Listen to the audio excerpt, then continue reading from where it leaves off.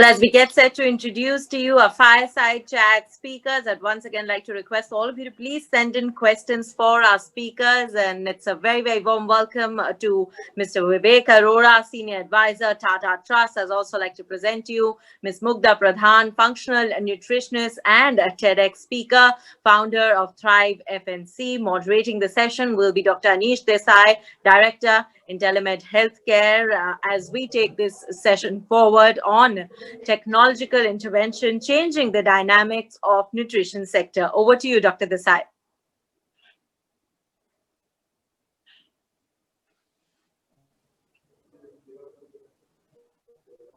Hello. Yeah, I think I just had some connectivity. Can you hear me all now? Yes, sir. Please go ahead. Yeah, thank you, Isha. Thanks for the introductions. Welcome, Mr. Arora and Ms. Pradhan. So, in fact, currently what's happening is that we are in between a kind of a challenging situation. We have had the pandemic, a global pandemic, which has been one of the unprecedented situations. And one of the things that we have noticed is that there has been a widespread discussion among the nutrition, among the population, the kind of interventions that needs to be done at this point of time so that people can remain healthy and safe. And that's where I think we have seen a lot of dynamism which has happened within the nutritional sector. And we have seen several new ideas, new concepts, and new thoughts coming into the entire industry. And that's where I think we'll take this chat today, next 20 to 25 minutes that we have. Mr. Arora, the first question that I have to you is that how do you see the entire dynamics of the nutrition sector at this point of time?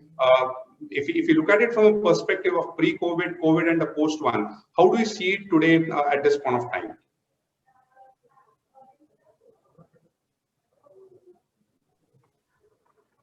Thank you, Dr. Desai. I'll start with a deep thought. When Mr. Ratan Tata retired from active business, he said, I want to do something for the mother and children of the country. That will change, the mental and physical health of the population. So if you look at the deep thought that was there, where he was thinking about mental and physical both at that time. And pre-COVID or post-COVID, we see mental health has also come up as a big issue in addition to the physical health, and both get affected by nutrition. Now, if you look at nutrition in total, so there are a lot of challenges. Say malnutrition, there is micronutrient malnutrition. We talk about vitamin A, D deficiency, anemia, also vitamins like B12 and zinc. If we talk about protein, the availability of protein in the diet is a big concern. And also, with the current diets that we have, it's high fat, sugar, and salt. So with the processed food, consumed more, and then, having a bent towards high fat, sugar, and salt. So these are certain challenges that are emerging.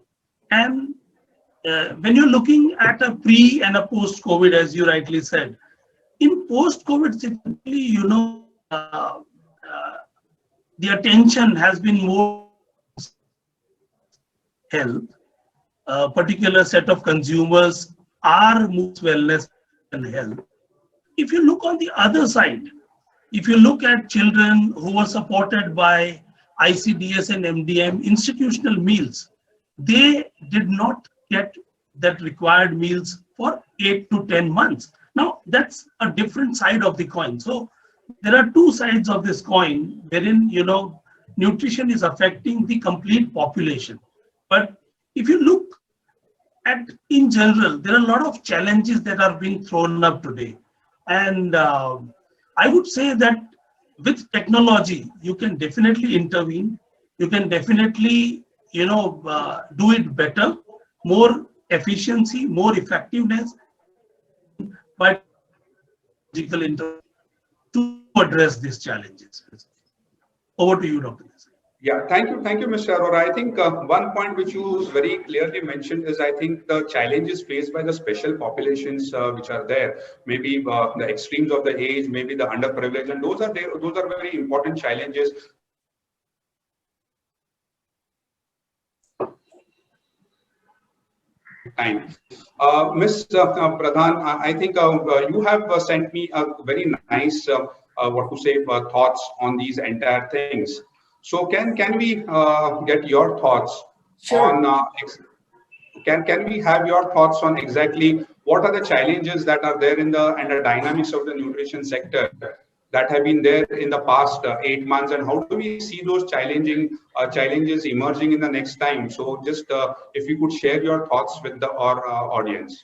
Thank you, and I think it's a great question to start off with. See, what COVID really did is it exposed this huge gap that exists in the world of nutrition in terms of what's there in knowledge versus what's being applied towards public health. And I have been studying this for the last 8 months now, not even 8 months, longer than that, since the time COVID started, right?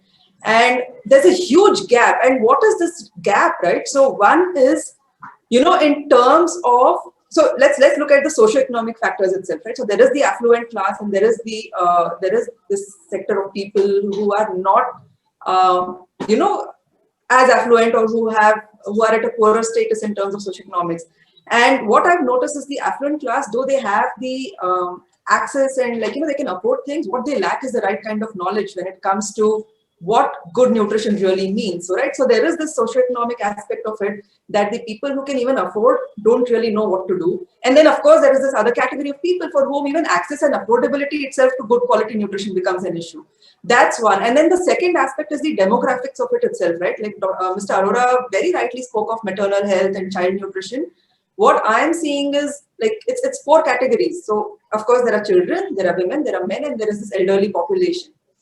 Now, with children, what's happening is due to advertisements, due to peer pressure, due to the predominant Western influence through the books they read, through the media they consume, they're actually moving away from the kind of foods that would really actually give them good quality nutrition. With women, what I'm seeing is they have this entire, especially with the lockdowns and no, house help. I'm speaking mostly from the Indian perspective, that there was no house help, like the entire burden of taking care of the household fell on their shoulders. So I saw what I call as the martyr syndrome, right? All the women became martyrs in this entire lockdown period. So one is the lack of self-esteem. There is this financial exclusion from, the ability to be able to spend on themselves. The lack of self-esteem, the lack of, the focus on self-care itself. So women also got impacted big time. So one is the socioeconomic factors. Second is the demographic itself that got impacted, where the gap in nutrition started becoming wider and wider, which then impacted the final outcomes that we're seeing with COVID. Then the men, of course, I call this another toxic masculinity phenomenon, where, men peer pressure are led to believe that doing certain things when it comes to food and what they put into their body defines how they are perceived in society. So the alcohol consumption, the beer and all of that, which we know doesn't really work so well for health. And then even a lot of men in India especially don't even know how to cook for themselves, right? So there's a high dependence on somebody else cooking for themselves. So I'm actually going really granular when it comes to what is the big gap when it comes to taking care of one's health with nutrition and where it's failing. Population, when we speak of demographics, and the ones who've been impacted the most by COVID. So they've had long-standing chronic diseases that have been there in the back end all the time because of things that have happened to them as they move through the different demographic stages of their life. And then now, people don't even know how to assess their actual needs when it comes to nutrition, right? Or there's such high level of dependence on the children to take care of their health. So that entire population also, there's such a big gap when it comes to taking care of their nutritional needs. So what we know with COVID, what COVID has exposed is that underlying poor metabolic health or underlying health issues like diabetes or high BP or even obesity has really created fatal outcomes for those people. Now, these are all lifestyle-driven diseases, these underlying factors that are so easy to fix with nutrition itself. Things like just knowing that, supplementing with vitamin D actually has changed outcomes even in ICU cases, right? So this knowledge has not been somehow passed on to the people who could do something with this knowledge. And I think that's really a big gap, like the knowledge and the awareness about what good nutrition really means, what good food really is all about. That's the gap that has created this current, so to speak, pandemic situation. Because if people's metabolic health was good to begin with, this would have just been another respiratory virus. Thank you, Ms. Pradhan. I think it was a great perspective to give in, and I would just add a couple of points. What I would say is that when you look at the healthcare ecosystem, there are the healthcare stakeholders which are there, which are your physicians, which are your patients, which are the providers which are there, and the policy makers which are there. However, there are main important healthcare drivers, which you alluded to it in a way, is one is the awareness. So the awareness of all the stakeholders is very important. The second part is the adoption. So they may be aware, but can they really adopt those methodologies which are there? So adoption becomes very important for that. The third part of it is the accessibility. Does the wider population have accessibility to all these things which we are talking of? And that's what is a challenge at this point of time. And the final part of it, which is very important from a country of our kind and our nature, where we know that there is a large population which is below poverty line, is the affordability part of it. So I would summarize it as 4 A's which are important, which we need to drive in the current terms or the next some time, which is the awareness, adoption, accessibility, and affordability. So looking at those now, Mr. Arora, what do you think would be the technologies that we probably have access to today, so that we can have and we can change the scenario, or we can drive these things through technology? Dr. Desai, see, if you look at the technological interventions for nutrition, one is the food technology that gets involved. So development of products, it's very well, going or growing organically. The technology is adopted and new formulations are coming in. So that's one part of it. The second part of it is using digital technology for, creating awareness. Now that Professor Haddad also spoke about, using social media, and we've seen in the earlier sessions, that communication strategy also is very well, the technology is being used. 2 areas where, it's actually challenging is monitoring and evaluation of programs. So whatever nutrition programs that we undertake. So monitoring and evaluation of the programs. And the second area is the research. These are the 2 areas where there is technology that is getting adopted, but there is a lack of infrastructure and support that needs to be there. India, is a vast country. And if you adopt a certain technology, you need to develop that infrastructure surrounding the technology available to the remotest place in India. And just adopting the technology itself would not help. And that's what the challenges we are facing currently. And there are some very good examples. If you look at the Niti Aayog dashboard, there is a Niti Aayog dashboard, and they compute the data every month. They put in the data every month, and the dashboard is live, visible. It's a web-based technology where anybody can go there on the web and see the dashboard, which is like 1 month old. Now, this 1 month or 2 month old, it's not real time. Also, the data needs to be fed in. Now, there are 2 types of data, and nutrition per se has more subjective. So there are 2 types of data. One is objective and the other one is subjective. Now, the objective data capturing can happen with a lot of devices. Technology is very well established, wherein you can measure those data, and that data can come into your PDA or your mobile phone, and then that can be transferred to your computer. But nutrition has a lot of data that is subjective. For example, what did you eat yesterday? The meal recall, or so those kind of subjective data pose certain challenges, and the reliability of data is a question. So that will remain with the nutrition sector, but we need to see that how we can capture the objective data real time. How can the technologies help us, get this data seamlessly into the system, so that we can compare this data and then we can take policy decisions according to the data. This is on monitoring and evaluation. If you look at research, now clinical research is very well established, if you have a certain medicine, it works in a particular manner and there is an effectiveness to it. But if you look at a nutrition program, it is multi-pronged. So actually what intervention you are doing, how much it is impacting, it's very difficult to capture, and there is no there is no methodology, or there is no SOP to capture that, and that is where we feel that it is challenging to create evidence. There you see in post COVID scenario, the focus is on immunity. Each and every brand talks of immunity. Every day there are 4-5 products coming up in the market which claim that they will provide immunity. Now, how have they established that claim? Where is that evidence? That is the biggest question. And how do you technologically intervene and scientifically prove that yes, this is effective, this is working? That is the biggest challenge today that we have. Over to you. Yeah, I think Mr. Arora, I think excellent points. I think in terms of how do we really operationally do this, how do we really look at the research part of it. In fact, we require a lot of epidemiological data also in this ways to see if really nutrition has really helped us in what way and how do we really take it to the next level due to technology. And therefore, I talk about a few things that we talk about data. We talk about differentiation, we talk about dissemination, and we talk of diligence.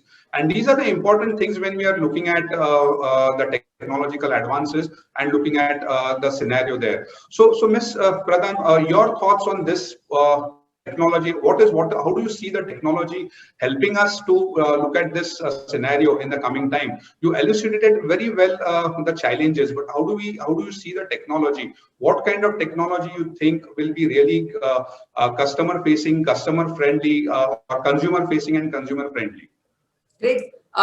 Again, great question. And I love the points Mr. Arora made before I get on to my answer, especially the entire immunity boosting product list that's come up in the market. Everybody and anybody is selling immunity teas and kadas, right? And it doesn't work like that. Your immunity is an output of so many other things functioning well in the body. It just won't get fixed because you're drinking turmeric tea suddenly. But coming to the question you asked me, right? So for me, see, right, I've been in the startup space for long now, and of course I'm in the healthcare sector, and I've seen a lot of companies who say they're from health tech and healthcare actually focus mostly on, data collection and machine intelligence and AI, and they end up making each human into just a data point. And I don't think health tech is really, I mean, it's great. It's great to have that data. Like Mr. Arora said, that epidemiological studies are of value. But I think what tech can really, really help with is, one is like, this was a perfect example of a public health challenge, a public health crisis, right? So at a point like this, if tech could be extremely, if there was tech that disseminated to the general public, like, just tell them that, get your vitamin D supplements in, go get sun exposure, and that will just improve your chances of an infection like this. I mean, overcoming an infection like this. I would think that would be a beautiful piece of technology, right? It's not just about data points and data collection. The other thing is, which Mr. Arora again very beautifully emphasized on, is how do you prove what you're doing is working or not, right? So, because what happens with nutrition, or even with medicine, it's never one size fits all. Each human is an individual. Your genetic code, the environment you've grown up in is so individual too. I mean, it's so unique to you, right? You can never have a one size fits all diet plan or nutrition plan for anyone. So a piece of tech that is able to first analyze your particular current internal health status, using data from blood tests, using data from your symptoms, using data from self-reported other things that you might want to talk about, your health history and all of that, using that, and then using information that's available through the internet and through global knowledge, being able to actually give you something of value that will change the outcome for your health. I think that kind of tech is really useful, because even what we do, right, in functional nutrition, we always, if you come to us with something like high BP, we're going to first ask the question, why is this happening? Like, what is really triggering this health problem? Then we look at your blood test. We analyze so much information before even coming up with a plan. And then after we do all of this, we again look at all these blood tests and data points to make sure that there has actually been a change in your internal health, right? So that ability to do evidence-based nutrition, where you look at real-time data, you make changes as per that data, and then you look at the outcome and again look at data to see if there is any evidence at all if this has worked or not. I think that kind of tech is what would really be useful at a personal space. So again, my approach, see, the work I do is mostly one-on-one with people, even as a company, that's what we do, right? So my perspective is mostly end user based. It's not so much to do with like, in terms of global tech and all of that. So as an end user, I would love technology that simplifies taking care of my own health for me, using the data that I would be able to give you. So that's my answer. Yeah, I think thank you, Ms. Pradhan, for a very great answer. And in fact, you touched upon one of my most favorite topic, which is evidence-based nutrition or evidence-based medicine. And in fact, that's what is required today, is that we require a lot of education, we require a lot of awareness. We need to generate a lot of data, which then can be synthesized, which can be disseminated. We need to look at data which is friendly to the consumers. Again, as you rightly said, most of your health tech companies or digital health companies today do not have the healthcare experts with them. And that's where I think there needs to be an ecosystem which needs to be built so that the healthcare experts are working with these AI companies so that they can actually humanize the data. We are talking of AI, ML, which is there, but as you rightly put in, the data is not humanized. So can we humanize the data is probably the challenge that I would have to the healthcare companies. And that's where I think the ecosystem needs to go at this point of time. I think we probably have our time done. So Isha, over to you if there are any questions.